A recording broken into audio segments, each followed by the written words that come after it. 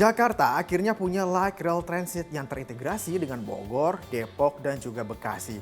Senin pagi, Presiden Jokowi meresmikan LRT. Nah, kira-kira LRT bisa nggak ya ngurangin polusi dan juga kemacetan di Jakarta? Kita diskusi soal ini.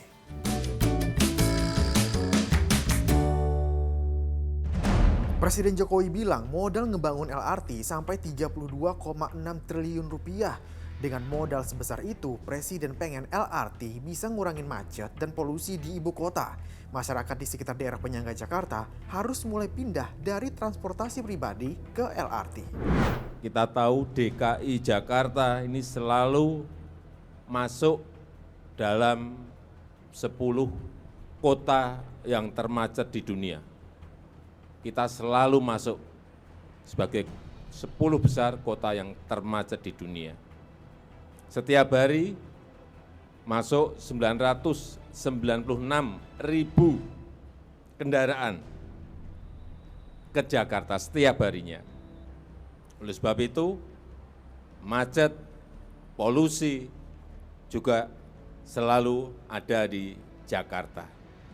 Oleh sebab itu, kenapa dibangun MRT, LRT, KRL, Transjakarta, BRT, kereta bandara, agar masyarakat kita semua beralih dari transportasi pribadi ke transportasi massal. Moda transportasi yang satu ini punya dua rute, ada rute Blue Line dan juga Green Line. Rute Blue Line membentang dari stasiun Duku Atas sampai ke Harjamukti. Rute ini punya 12 stasiun dengan panjang 24,3 km. Waktu tempuhnya kurang lebih 33 menit. Terus ada rute Green Line dari Duku Atas sampai Jatimulya. Panjangnya 27,3 km dengan waktu tempuh kurang lebih 35 menit. Rute ini punya 14 stasiun. Terus gimana untuk harga tiketnya? Ada promo nih sampai akhir September 2023. Kamu cukup bayar Rp5.000 aja. Beres promo, tarif LRT berlaku Rp5.000 untuk 1 km pertama dan penambahan sebesar Rp700 untuk kilometer selanjutnya. Kalau kata Menteri BUMN Erick Thohir, LRT ini bentuk dari sebuah kemajuan karena udah nggak pakai masinis. Tapi keselamatan dan kenyamanan tetap diutamakan. Kalau saya ini sebuah kemajuan teknologi yang saya rasa masyarakat pasti sebagian masih deg-degan gitu. Dan tapi inilah yang kita harapkan kenapa sejak kemarin kita ada sinkronisasi mengenai sistem supaya keselamatan penumpang menjadi prioritas. Dan ini teknologi yang saya rasa memang pada saat ini sudah mulai dijalankan tanpa masinis. Itu pun bukan berarti tidak aman ya. Udah diresmiin Presiden Jokowi, respon masyarakat gimana ya? Kira-kira antusias atau enggak sama LRT? Sebenarnya saya orang yang nungguin si LRT ini karena kan bisa ngekat jalan ya dari pusat kota sampai ke ke Cibubur gitu.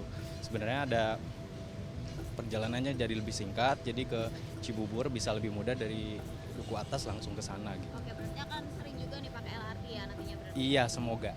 Akan bisa mengurangi kemacetan juga nggak kira-kira dengan adanya LRT? Semoga ya kalau misalnya ada orang-orang yang kayak saya yang perlu dari pusat kota ke Cibubur itu pasti akan membantu gitu. Oke. Menurut saya untuk LRT ini sangat membantu ya. Dari aksesnya juga sangat terjangkau. Dan di sini dari Sudirman langsung ke stasiun juga oke aksesnya. Oke, tapi kalau boleh tahu Mas Revi sendiri akan pakai LRT nggak nanti ke depannya? Iya pasti. Pasti. Kemana nih kira-kira?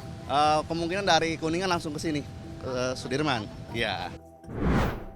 Bagus sih ya, soalnya kan bisa mengintegrasi semuanya ya. Jadi mau kemana-mana sekarang gampang. Aku sih naik KRL, jadi kalau opsi lain buat cepat dan lebih nyaman sih pakai LRT sih oke. Dan deket dari kantor. Dibangun dengan dana yang besar, kira-kira seberapa efektif LRT ini bisa ngurangin polusi dan juga kemacetan di Jakarta yang nggak ada habisnya?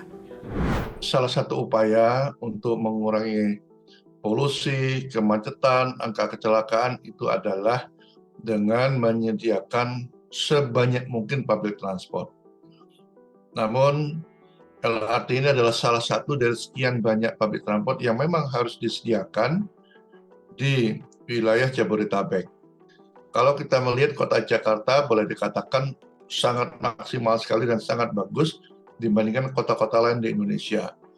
Ya, itu dapat ditunjukkan dengan wilayah cakupannya sudah mencapai Transjakarta itu 88%. Sudah cukup tinggi. Sementara daerah-daerahnya jangan mencakup. Banyak angkutan umumnya itu sudah tidak beroperasi lagi. Tidak usah jauh-jauh, kita lihat aja angkutan umum di kota penyangga Jakarta, di Bogor, Tangerang, Bekasi, Depok, itu kan sisa-sisa yang usianya sudah di atas 15 tahun, bahkan di atas 20 tahun. Bogor itu bantuan dari pusat namanya Transpakuan Bogor, ya itu relatif baru lah. Tapi kan tidak banyak berkembang, hanya 4 koridor sampai sekarang nggak tahu kapan berkembangnya. Nah, kemudian LRT ini salah satu aja, ya, yang bisa nantinya bagi warga di kota-kota penyangga itu, ya terutama warga Bekasi, Depok dan Bogor untuk ke Jakarta beraktivitas tanpa membawa kendaraan pribadi. Artinya harapannya sudah mulai berkurang kendaraan pribadi yang masuk ke kota Jakarta. Walau udah diresmiin, tapi masih ada PR untuk pembangunan LRT. Pengamat transportasi bilang, LRT perlu disambungkan sampai ke Bogor.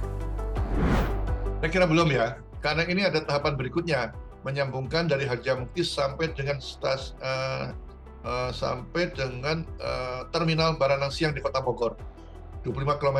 Mudah-mudahan tahun depan sudah ada investor atau ya investor lah, ya yang tertarik untuk menyambungkan itu. Sementara ini ada feeder dari Kota Bogor menuju Harjamukti melewati jalan tol.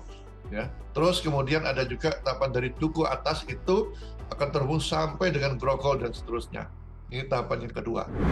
Udah ada moda transportasi baru, yuk kita mulai kurangi polusi sama macet di Jakarta. Pindah dari transportasi pribadi ke transportasi LRT. Saya Zikir Ahmad pamit, terima kasih, sampai jumpa.